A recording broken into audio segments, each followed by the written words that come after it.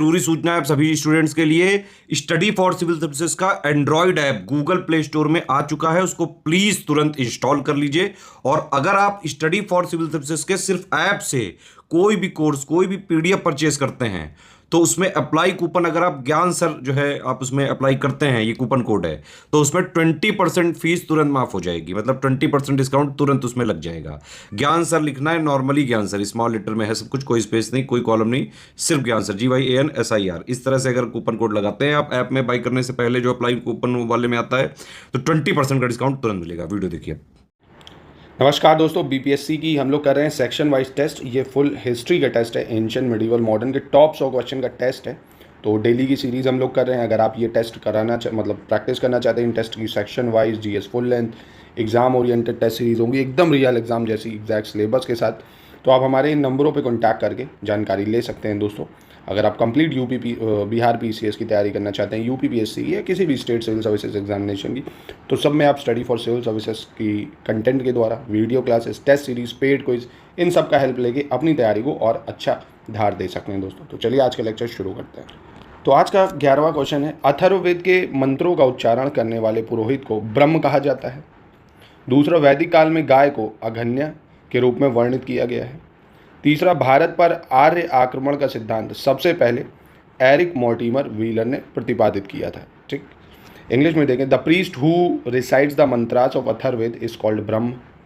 In the Vedic period the cow has been described as Aghanya. Eric Mortimer Wheeler had first propounded the theory of Aryan invasion in India. ठीक है, कौन सा सही है आप सोचिए इसके बारे में। तीनों स्टेटमेंट बिल्कुल सही हो जाएंगे, इसमें कोई भी गलत नहीं है। एंशिएंट हिस्ट्री का ये सवाल है। चलिए 12 नंबर पे आते हैं, अपने क्वेश्चन नंबर 12 पे। दोस्तों देखते जाइए आपके कितने सही हो रहे हैं, आपकी प्रिपरेशन कैसी है, इस साल बीपीएससी आप निकाल रहे हो या नहीं, ये आपको इन क्वेश्चन से पता चल जाएगा। राखीगढ़ी हरियाणा के हिसार जिले में घग्गर नदी के किनारे स्थित है। नंबर 1। दूसरा, ऋग्वेद की सबसे पवित्र नदी सरस्वती नदी थी, इसे नदीतुमा कहा जाता है। और अथर्ववेद में हाथियों के पालने का उल्लेख मिलता है।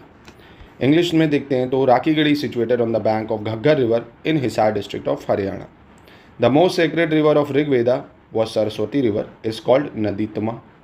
There is a mention of raising elephants in Atharvaveda. तो कौन सा इसमें सही है? इसमें देखिए पहला और दूसरा बिल्कुल सही हो जाएगा कि राखीगढ़ी जो है घग्गर नदी के किनारे है, हरियाणा में है, और ऋग्वेद की सबसे पवित्र नदी सरस्वती है। हाथियों को पालने का जो उल्लेख है वो अथर्ववेद में नहीं मिलता, हमको किस में मिलता है? यजुर्वेद में मिलता है। ये किस में मिलता है? यजुर्वेद में। ठीक है, यानी पहला दूसरा सही हो जाएगा। 13वां नंबर प्रश्न देखते हैं, कंसीडर द फॉलोइंग स्टेटमेंट। निम्नलिखित कथनों पर विचार करना, कौन सा कथन सही होगा। वर्ण शब्द का सर्वप्रथम उल्लेख ऋग्वेद में किया गया था। बुंदेलखंड का प्राचीन नाम जेजका भुक्ति था। पाणिनि की अष्टाध्यायी में मौखरी शब्द का उल्लेख मिलता है। ठीक है, इंग्लिश में देखें, the word varna was first mention in Rigveda. The ancient name of Bundelkhand was Jejaka bhuti. The word Maukhari is mention in Panini Ashtadhyayi. कौन सा स्टेटमेंट इसमें सही है? तो बहुत सारे देखिए इंपॉर्टेंट फैक्ट आपको इस टेस्ट सीरीज के थ्रू जानने को मिलते हैं, चाहे आप सेक्शन वाइज लें या फुल लेंथ, आपकी कंप्लीट रिवीजन होता है। तीनों स्टेटमेंट बिल्कुल सही हैं। देखिए, वर्ण शब्द का सबसे पहला उल्लेख जो हमें कहाँ मिला है? ऋग्वेद में मिला है। बुंदेलखंड को जिचका भूति कहते थे, और पाणिनि ने लिखी अष्टाध्यायी जिसमें मौखिक शब्द का उल्लेख हुआ है। ठीक है, चलिए क्वेश्चन नंबर 14 पे चलते हैं। 14 क्या कह रहे हैं? निम्नलिखित कथनों पर विचार करना है, कौन सा कथन सही है। कंबन तमिल रामायणम या राम अवतारम के लेखक हैं, जो 12वीं शताब्दी के दौरान लिखी गई है। दूसरा, हर्षवर्धन का समकालीन वल्लभी नरेश ध्रुवसेन द्वितीय था। तीसरा, पुष्यभूति राजवंश के बारे में जानकारी के मुख्य स्रोत हरहा शिलालेख और असरीगढ़ शिलालेख हैं। इंग्लिश में देखें तो Kamban is the author of Tamil Ramayanam और Ram Avataram which was written during 12th century.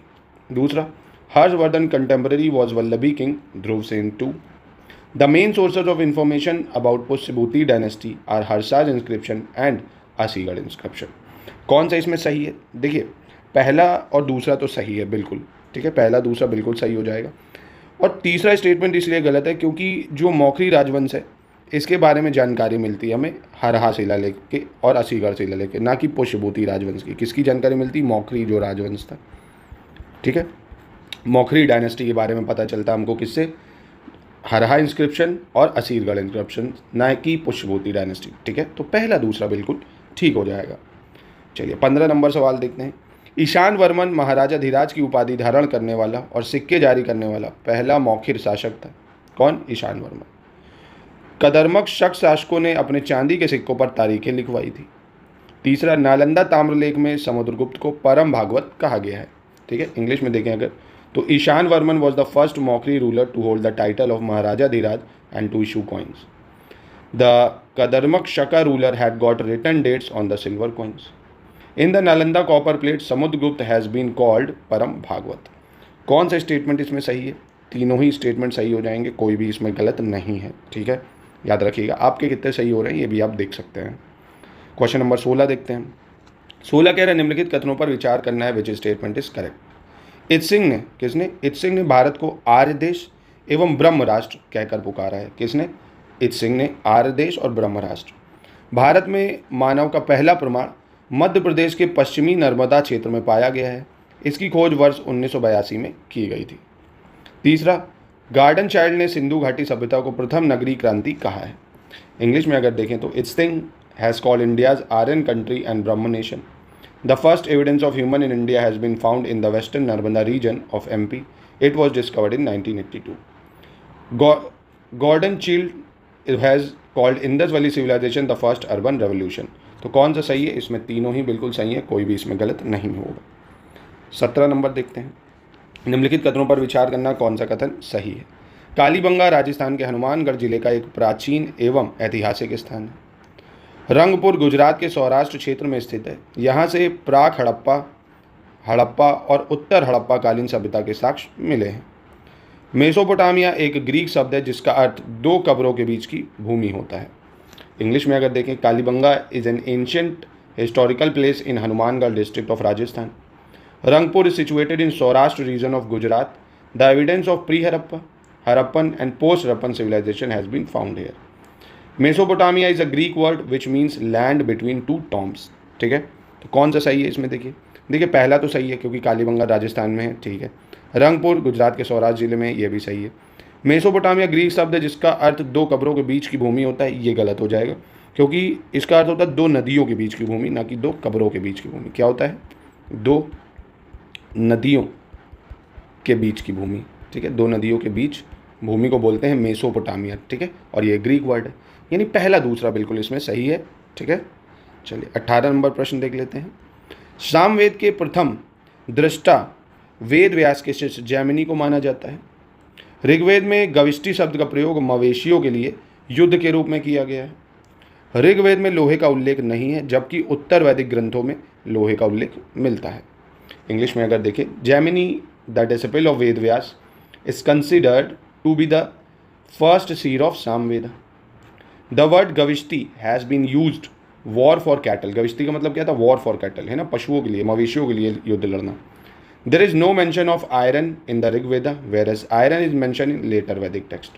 तो कौन सा सही है? तीनों स्टेटमेंट इसकी बिल्कुल सही है, कोई भी गलत नहीं होगा इसमें। ठीक है, सारे फैक्चुअल जानकारियाँ, इसको आप नोट डाउन भी कर सकते हैं, आपके एग्जाम के लिए काफ़ी रिलेवेंट है। 19 नंबर सवाल देखते हैं। 19 कह रहा है अथर्ववेद में एकारत को सर्वोच्च शासक कहा गया है। किसको? एकारत को। छंदोग्य उपनिषद में पहले 3 आश्रमों ब्रह्मचर्य, गृहस्थ तथा वानप्रस्थ का उल्लेख मिलता है। और अवतारवाद की चर्चा का उल्लेख सबसे पहले भगवत गीता में मिलता है। और चौथा, द्वितीय बौद्ध संगीति के समय में बौद्धों ने भाषा के रूप में संस्कृत भाषा को अपनाया था। इंग्लिश में देखें तो in Atharvaveda Ekarat has been called supreme ruler. In Chhandogya Upanishad there is no mention of first 3 ashram Brahmacharya, Grihastha and Vanaprastha. तीसरा, the discussion of Avatarvad is first mention in the Bhagavad Gita. चौथा, during the second Buddhist council Buddhist had adopted Sanskrit language as their languages. तो कौन सा सही है इसमें?